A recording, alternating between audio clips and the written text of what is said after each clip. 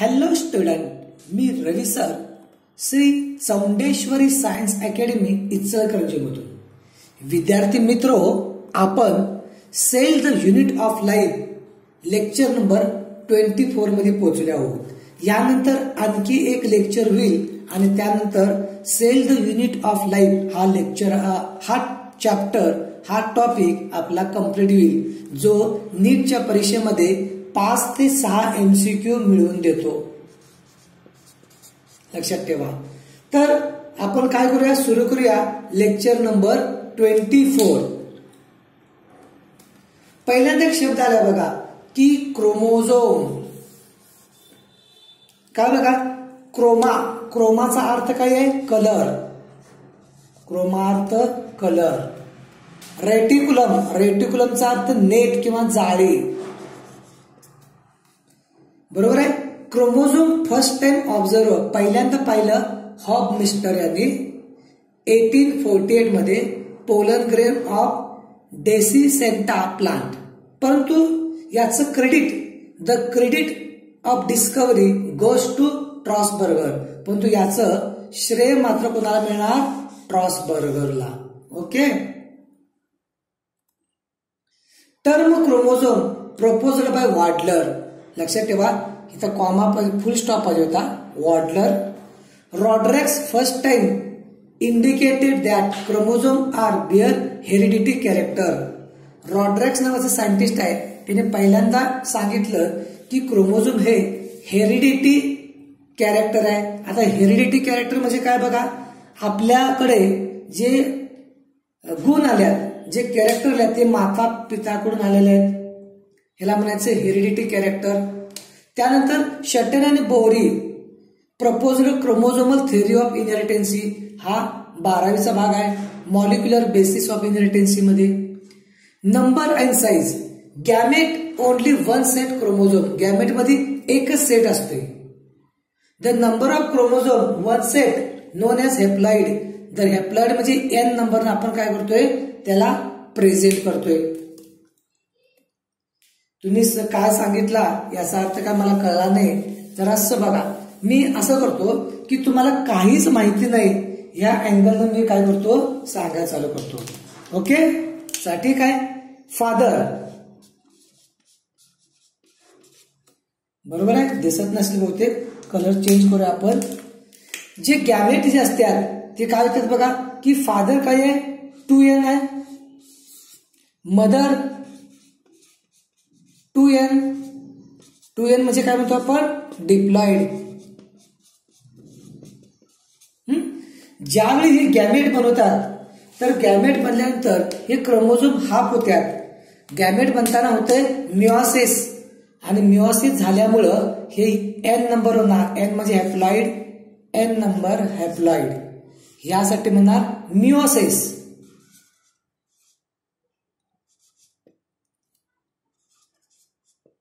Meiosis होणार.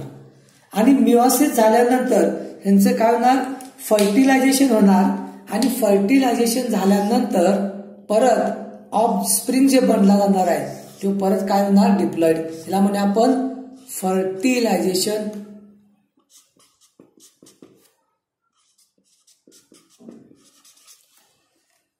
तर याचा अर्थ काय होईल बघा, generation after generation chromosome number maintain by meiosis and fertilisation.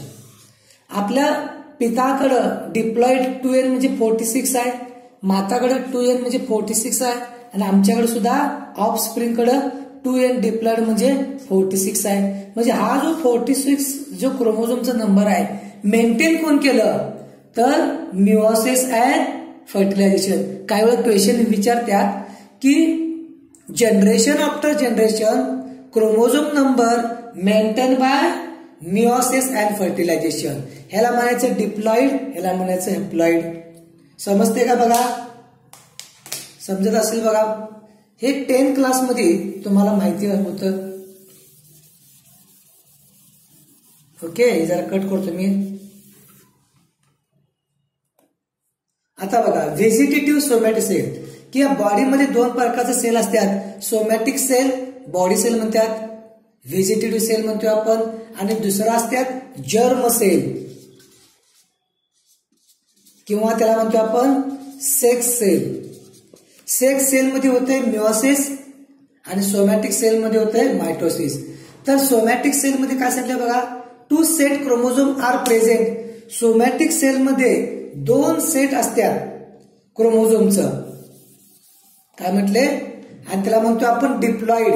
Somatic sale कायम डिप्लॉइड असणार म्हणजे 2n असणार, आणि जर्म सेल म्हणजे गॅमेट बनतात ते n असणार म्हणजे ते हॅप्लॉइड असणार, आणि डिप्लॉइडला 2n असं आपण त्यांना प्रेझेंट करतोय. Chromosome number, the x symbol x means basic number of chromosome. जर क्रोमोझोमचं बेसिक नंबर आपण काय करतोय, एक्स न शो करतोय. आता एक जरा इंटरेस्टिंग बात आहे, गोष्ट आहे म्हणूया. काय सांगतात बघा की it is haploid number. Basic number म्हणजे काय असतोय, हॅप्लॉइड नंबर असतोय. तर काय सांगितलंय, एनेसेंट क्रॉप. एनेसेंट म्हणजे प्राचीन, एक प्राचीन क्रॉप आहे कशाचं, wheat, from modern crop. Ancient crop पासून मॉडर्न क्रॉप मध्ये बदललं जाते. एक एक्झाम्पल दिलंय, from variety of Triticum monococcum 2n आहे. एक व्हरायटी आहे Triticum monococcum. 2n is equal to 14. 2n is equal to 14 सांगितलंय. याचा अर्थ हॅप्लॉइड म्हणजे किती येणार सांगा, बरोबर आहे. हॅप्लॉइड म्हणजे n इज इक्वल टू 7. तर काय सांगितले, from variety of Triticum monococcum 2n 14 the modern wheat are variety Triticum aestivum is involve.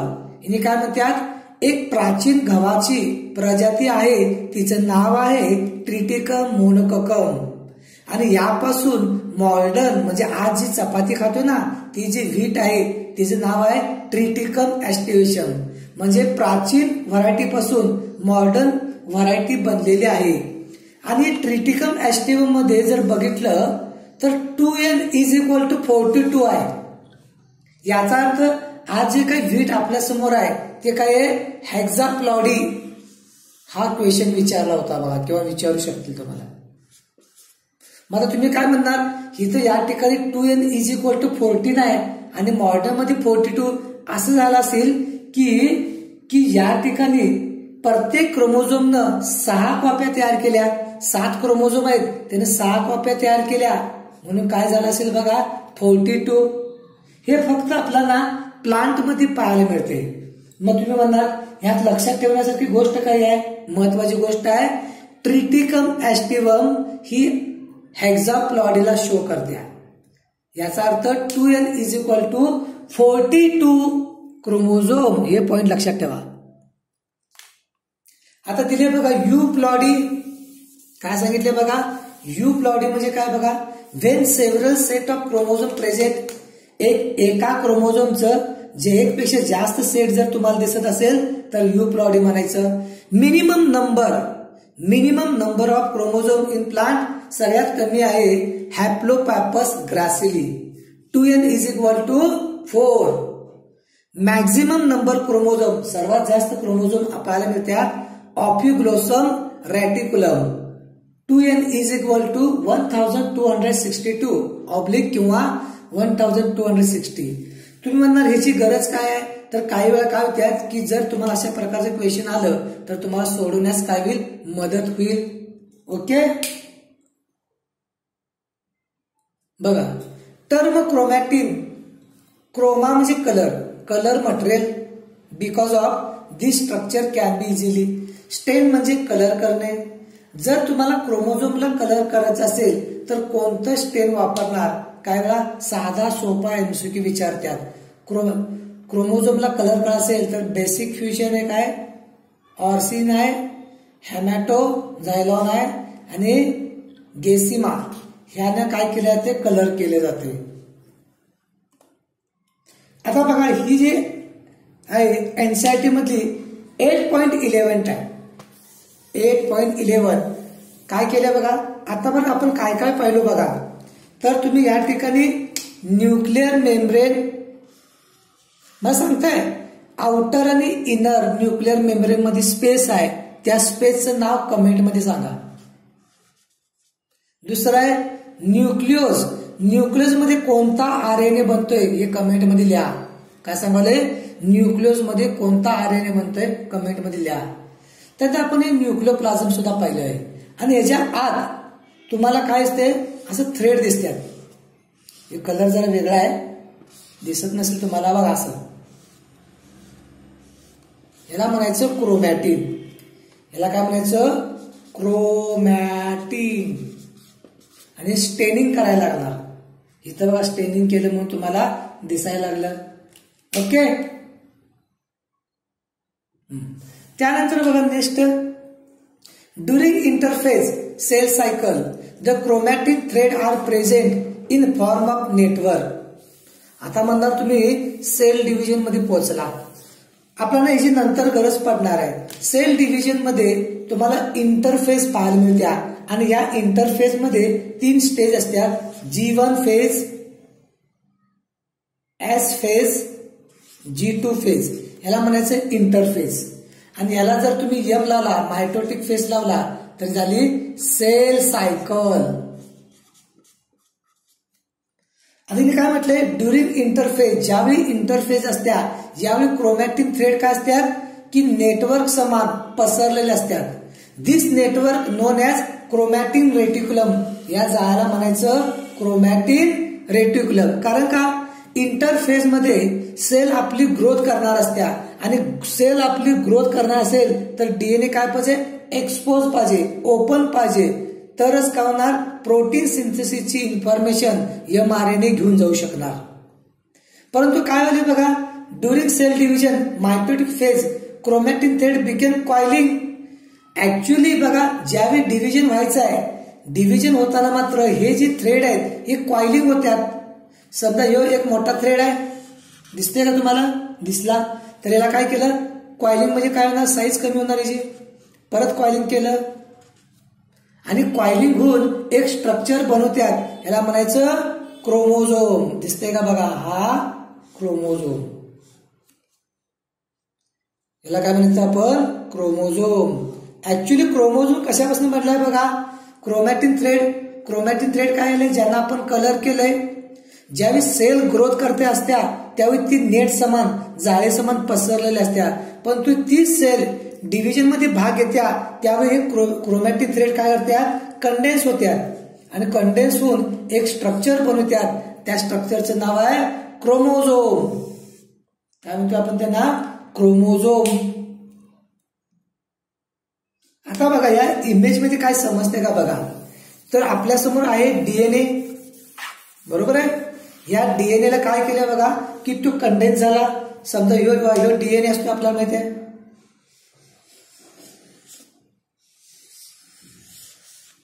आणि डीएनएची जिथं जिथं माहिती असत्या याला काय म्हणतो आपण, जीन म्हणतोय, बरोबर आहे. आता याला कॉइलिंग केल्यानंतर काय, याला प्रायमरी न्यूक्लियोझोमल मॉडेल काय आहे, न्यूक्लियोझोम जे असतोय हे काय करते, प्रायमरी कॉइलिंग करते, त्यानंतर सेकंडरी कॉइलिंग होते, सुपर सोलेनॉइड बनले जाते आणि मग क्रोमॅटिन थ्रेड पाहायला मिळते, जे इलेक्ट्रॉन मायक्रोस्कोप मध्ये आपण पाहू शकतोय. आता बघा समोर म्हणणार तुम्हाला या ठिकाणी डिश मध्ये मॅगी आल्या नाही आहे मुलांनो, हे स्ट्रक्चर आहे न्यूक्लियस. या न्यूक्लियस मध्ये बघा हे न्यूक्लियस आहे, outer membrane, inner membrane, nuclear pore आणि आत तुम्हाला क्रोमॅटिन दिसाले. समजा तू बघा की आपल्या बॉडीमध्ये 46 क्रोमोझोम आहे. ह्युमन मध्ये काय म्हणतोय की आपण 46 क्रोमोझोम आहे, याचा अर्थ बॉडीमध्ये असे 46 थ्रेड आहेत म्हणजे क्रोमॅटिनचं, बरोबर आहे. हे 46 क्रोमोझोम ज्यावेळी डिव्हिजन मध्ये जायचं आहे तेव्हा प्रत्येक काय होणार, सिंगल होणार आणि काय करणार, स्वतःला कॉइलिंग करून घेणार आणि एक स्ट्रक्चर बनवणार. याला म्हणायचं क्रोमोझोम. कंडेन्स क्रोमोझोम म्हणजे क्रोमॅटिन पासूनच काय बनलाय, क्रोमोझोम. डीएनए पासून, डीएनए म्हणजेच क्रोमॅटिन. क्रोमॅटिन का म्हटलं, त्याला आम्ही कलर केलं म्हणून. क्रोमॅटिन परत कंडेन्स झालं, काय म्हटलं, क्रोमोझोम. याचा अर्थ डीएनए क्रोमॅटिन आणि क्रोमोझोम हे सगळं एकच स्ट्रक्चर आहे. लक्षात ठेवा, ज्यावेळी सेल डिव्हिजन मध्ये तुम्ही म्हणा असं काय होतंय की ह्युमन बॉडीमध्ये जो मायक्रोस्कोपिक सेल आहे त्या एका सेलमध्ये 2 मीटर डीएनए, किती आहे 2 मीटर डीएनए मायक्रोस्कोपिक मध्ये जर ठेवायचं असेल तर त्याला काय करायला लागते, कॉइलिंग करायला पाहिजे, मग सेल डिव्हिजन मध्ये आपण त्याला डिव्हिजन करू शकतोय. आणि अशा प्रकारचं स्ट्रक्चर तुम्हाला सेल डिव्हिजन मध्ये पाहायला मिळणार. तर काय सांगितले बघा, DNA is the box molecule. Genetic material आपल्याला माहिती आहे की मोस्ट ऑफ जेनेटिक मटेरियल असते ते डीएनए असते. लक्षात की डीएनए मध्ये काय या ठिकाणी जेनेटिक मटेरियल म्हणून आपण म्हणतोय, कारण का डीएनए मध्ये जेनेटिक मटेरियल आहे प्रोटीन सिंथेसिस करायचं, आणि हेरिडिटी मटेरियल आहे जे पेरेंट पासून ऑफस्प्रिंग कडे पाठवलं जातंय, पेरेंट्स पासून ऑफस्प्रिंग कडे पाठवलं जातंय. तर एक सायंटिस्ट होतं हॅमरलिंग, सायंटिस्टचं नाव काय आहे हॅमरलिंग, त्याचं स्पेलिंग चाललंय घ्यायची. तर काय आलंय, हॅमरलिंग सायंटिस्टने काय केलं की nucleus control the morphology of cell. तिने काय सांगितलं, एक एक्सपेरिमेंट केलं आणि तिने काय सांगितलं, हॅमरलिंगने सांगितलं, हे ओ आहे की नाही ए ऍक्च्युली. तर हॅमरलिंगने काय सांगितलं की न्यूक्लियस काय करतोय की सेलची मॉर्फॉलॉजी डिसाईड करतोय. आता आपण म्हणा मॉर्फॉलॉजी ऑफ सेल म्हणजे काय की एखादी सेल कशी दिसणार ते कोण ठरवणार, न्यूक्लियस. समजा एखादी सेल स्टार शेप आहे, एखादी सेल स्पेरिकल आहे, तर हे कोण ठरवते, nucleus. Nucleus control the morphology of cell. यासाठी हॅमरलिंग यांनी एक्सपेरिमेंट केलं आणि या एक्सपेरिमेंटसाठी ऍसिटाबुलारी एक युनिसेल लार्जेस्ट अल्गीचा वापर केला. लक्षात. आणि ह्यामध्ये काय केलं बघा, त्यांनी ऍसिटाबुलारीवर एक्सपेरिमेंट केलं आणि ऍसिटाबुलारीवर एक्सपेरिमेंट करत असताना त्यांनी बघितलं की याच्या 2 स्पेसीज वापरल्या. एक स्पेसीस होती या ठिकाणी तिचं नाव आहे की मेडिट्रना आणि दुसरं आहे क्रॅन्युकेटा. तर काय केलं तिने याचा हे काय केलं, हा भाग एक मिनिट स्टॉप करू जरा. हॅमरलिंगने काय केलं माहिती काय की ही जी 2 प्रजाती आहेत ह्याचा काय केलं, स्टॉक बदलला, ह्याचा क्राउन काढला, इथनं कट केलं, इथनं कट केलं, बरोबर आहे, आणि एक्सचेंज केलं. एक्सचेंज हा स्टॉक ह्याला दिला, हा स्टॉक ह्याला दिला, आणि इथं काय होतं, हे रायझॉइड होतं. रायझॉइड काय असते की या ठिकाणी जर आल्गीमध्ये 3 भाग असतात, आल्गी जर तुम्ही बघितला, समजा मी ही आल्गी अशी काढली तर याचे 3 भाग तुम्हाला पाहायला मिळतात, बरोबर आहे. जे वरचा भाग असतोय याला म्हणतो आपण क्राउन, हा भाग असतोय स्टॉक आणि असतोय रायझॉइड, बरोबर आहे. तर तिने काय केलं बघा की या रायझॉइड मध्ये काय होतं, न्यूक्लियस. काय सांगितलं बघा, हॅमरलिंग कॉन्क्ल्युशन हेरिडिटी इन्फॉर्मेशन ऍसिटाबुलरी स्टोर इन फूट. फूट म्हणजे कोण, रायझॉइड, वेअर न्यूक्लियस रेसिड. तर काय केलं, क्राउन ह्याचा कट केला, हा क्राउन कट केला आणि एक्सचेंज केलं. हे एक्सचेंज केल्यानंतर हे बघू नका, एक्सचेंज केल्यानंतर ह्या अलगीवर हा क्राउन आला आणि ह्या अलगीवर हा क्राउन आला. म्हणजे क्राउनचा जो काही शेप होता कोण डिटरमाइन केला, रायझॉइड. कारण रायझॉइड मध्ये काय होता, न्यूक्लियस. आणि यावरनं समजलं की न्यूक्लियस काय करतोय, सेलची मॉर्फॉलॉजी ठरवतोय. न्यूक्लियस काय करतोय या ठिकाणी, सेलची मॉर्फॉलॉजी ठरवतोय. म्हणजे काय होते बघा की एखादी सेल कशी असणार, कारण का तुम्हाला माहिती आहे की मायक्रोट्युब्यूल, तुम्हाला सायटोस्केलेटॉन जे आहेत मागच्या वेळेला बघितले बघा, सायटोस्केलेटॉन.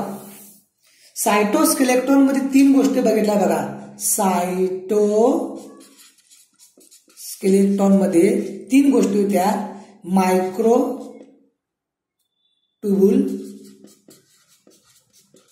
मायक्रोफिलामेंट आणि इंटरमिडिएट फिलामेंट.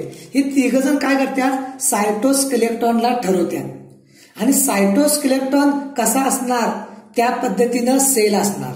पण तू या सायटोस्केलेटॉनला कंट्रोल कोण करते, न्यूक्लियस. याचा अर्थ न्यूक्लियस काय करतोय, एखादी सेल कशी दिसणार हे ठरवण्याचं काम कोण करतोय, न्यूक्लियस करतोय. कोण, न्यूक्लियस.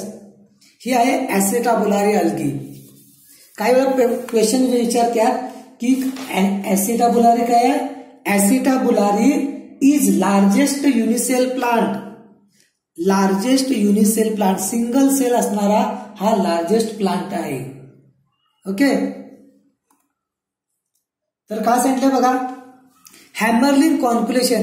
हॅमरलिन काय केलं, heredity information Acetabularia store in foot of the cell where nucleus reside. बरोबर आहे. जिथं फूट आहे तिथं न्यूक्लियस आहे, तिथं हेरिडिटी मटेरियल आहे. आता हाच क्वेश्चन वेगवेगळ्या पद्धतीने विचारलाय की सगळ्याचे आन्सर कोण होणार, हॅमरलिन. न्यूक्लियोसायटोप्लाझ्मिक रिलेशन कोण दिलं, Hammerling. Nucleus is the physical basis of heredity, answer Hammerling. Nucleus control morphology, answer Hammerling. तिसरं, हॅमरलिननं एक्सपेरिमेंट मटेरियल काय वापरलं, ऍसेटाबुलारी. ऍसेटाबुलारी काय आहे, Acetabularia is a largest unicell plant. एवढी क्वेश्चन तुम्हाला ह्याच्यामुळे पूर्ण झाले असतील. तर बघा, जर्नली या ठिकाणी क्रोमोझोम कसा असतोय बघा. एक जर्नली क्रोमोझोम बघितला तर हा त्याचा असतोय सेंट्रोमेअर आणि हे त्याचा असते आर्म. बरोबर आहे. हा काय झाला त्याचा सेंट्रोमेअर आणि त्याचं काय आहे आर्म. हा काय आहे आर्म. बघा की तुम्हाला या ठिकाणी इमेज दिसते बघा की हा काय आहे बघा की हा जो भाग आहे याला काय म्हटलं, सेंट्रोमेअर. सेंट्रोमेअरला दुसरं नाव आहे प्रायमरी कॉन्स्ट्रिक्शन म्हटलं जाते. आणि हे त्याचं आर्म आहे, हा आर्म आणि हा आर्म. म्हणजे नॉर्मल एखादा क्रोमोझोम काढला तर तुम्ही कायम असंच काढणार आहे. हा त्याचा सेंट्रोमेअर, हा त्याचा आर्म. हा पहिला आर्म दिसालाय आणि हा त्याचा आर्म. आता म्हणू नका सर क्रोमोझोम कसं बनलं, डीएनए बरं क्रोमॅटिन थ्रेड मध्ये असतात, तिला कलर केलं, क्रोमॅटिन कंडेन्स झालं आणि काय बनला, क्रोमोझोम. हा झाला क्रोमोझोम. जर्नली अशा प्रकारचा पाहायला मिळतोय. परंतु थोडस घेऊया. हा बघा, मग असं मी सांगाले ना, बघा हे क्रोमॅटिन आहे. या क्रोमॅटिन मध्ये काय आहे बघा, हा डीएनए आहे. असं का तुम्हाला डीएनए. तर काय असते बघा, जर तुम्हाला समजून घ्यायचं असेल तर एक मिनिट बघा. तर डीएनए मी चांगला करतो बघा असं.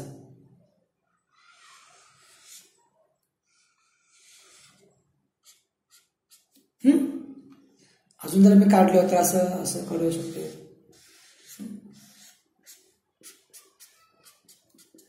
डीएनएच्या ज्या भागामध्ये इन्फॉर्मेशन असत्या, समजा इथे इन्फॉर्मेशन आहे, याला काय म्हणायचं, जीन.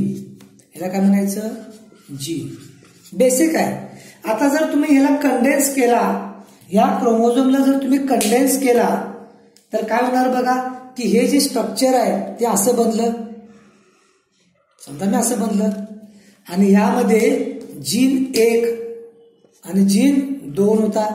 जीन 1, जीन 2 आणि हे जे स्ट्रक्चर तुमच्या समोर झाले ह्याला म्हणायचं, हे बनले ना, ह्याला म्हणायचं क्रोमोझोम. आता मला सांगा जीन कशापासून बनला असेल, हा आपला डीएनए. जीन कशापासून बनला, हे काय डीएनए. डीएनए कडे ज्या ठिकाणी इन्फॉर्मेशन आहे त्याला जीन म्हणायचं. तर जीन हा डीएनए कंडेन्स झाला तर स्ट्रक्चर बनलं क्रोमोझोम. याचा अर्थ क्रोमोझोम पण कशापासून बनला असेल, डीएनए पासून बनला असेल. आणि अशा प्रकारचं स्ट्रक्चर आपल्याला पाहायला मिळतंय. ओके. तर बघा या ठिकाणी ज्यावेळी सेल डिव्हिजन करणार असत्या त्यावेळी पहिला हा एक सिंगल क्रोमोझोम आहे आणि ज्यावेळी हा डबल होतोय, काय करतोय, हा डबल झाल्यानंतर दुसरा एक थ्रेड इथून बाहेर पडतोय आणि यामुळे तुम्हाला ह्या प्रकारचं स्ट्रक्चर दिसायला लागते बघा. दिसते का तुम्हाला? हा म्हणजे काय झालं बघा, हा बनला. ज्यावेळी डीएनए डबल झाला की क्रोमोझोम काय होण्याचं डबल दिसला त्याचा थ्रेड. त्यानंतर काय झालं की समजा मी हा दुसरा एक काढला, बघा जरा लक्ष द्या, हा क्रोमोझोम हिने आपली कॉपी तयार केला.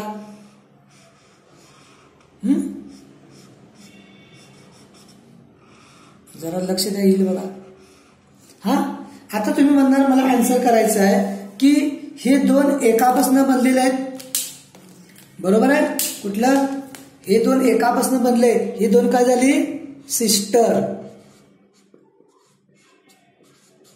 हे दोन एकापासून बनलेत, हे पण काय झालं, सिस्टर.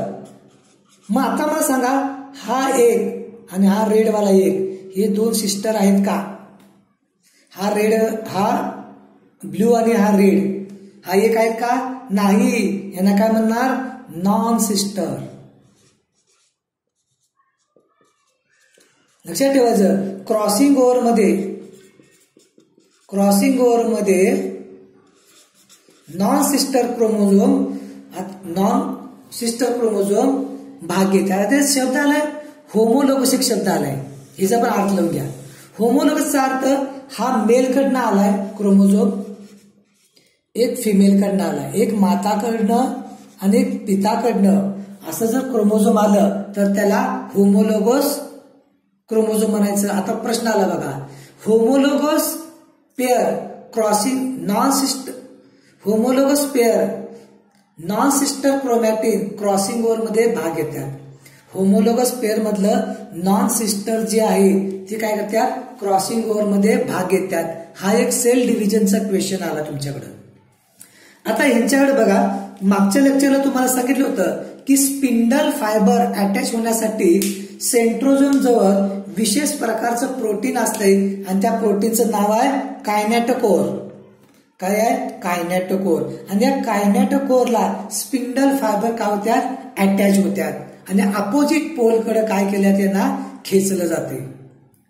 समजते का बघा, कायनेटोकोर. त्यानंतर बघा या ठिकाणी दुसरं एक आहे. आता आपल्याला म्हटलं की जो काही सेंट्रो हा काय बघा,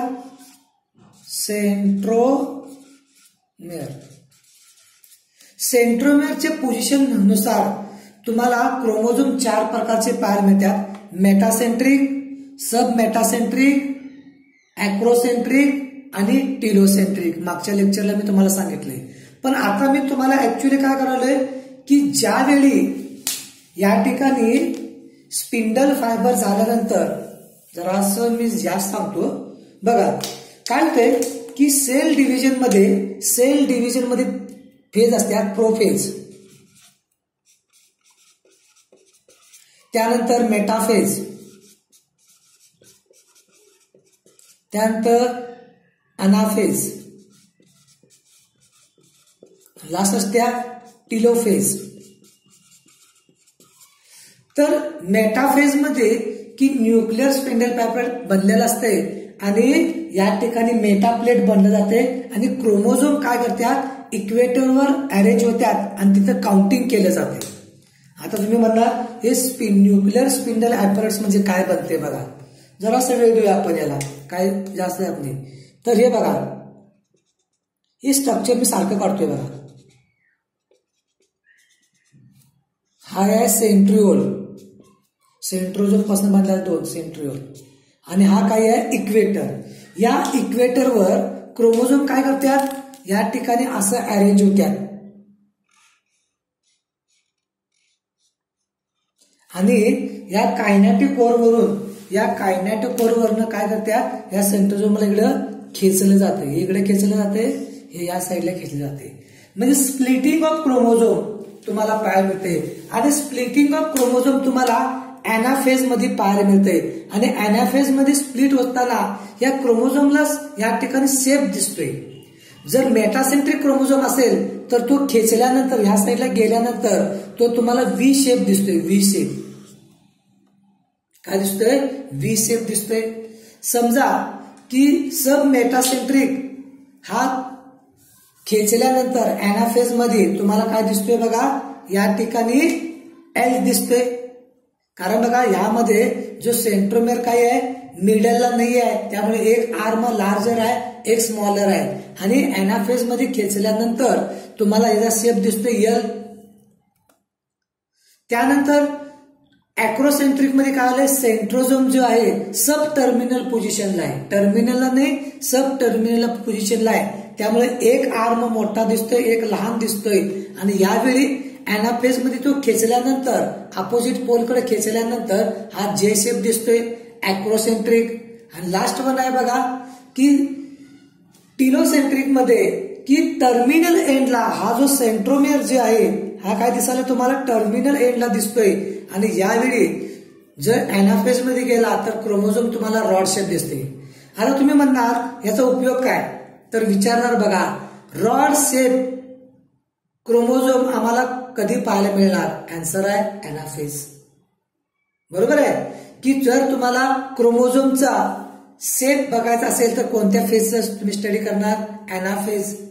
म्हणजे हे तुम्हाला आन्सर तुम्हाला सोडवता येईल. तर हे आपलं एनसीईआरटीचं 8.12 आहे बघा. हे तुम्हाला मला सांगायचं आहे. सांगताय का बघा की या ठिकाणी कुठल्या कुठल्या बघा आर्म दिसतात तुम्हाला, सेंट्रोमेअरची पोझिशन बघा. आणि या पद्धतीने तुम्हाला काय करायचं आहे, आन्सर करायचं आहे. ओके. तर या ठिकाणी आपला लेक्चर नंबर 24 काय होतंय, कम्प्लीट होऊन जातोय. आपल्याला काय होतंय, कम्प्लीट होऊन जातोय. काही शंका असेल तर तुम्ही कमेंटमध्ये टाका. लास्ट नंबर जो 25 आहे तो पूर्ण झाल्यानंतर cell the unit of life हा आपला टॉपिक कम्प्लीट होऊन जाईल. ओके. बाय. Take care.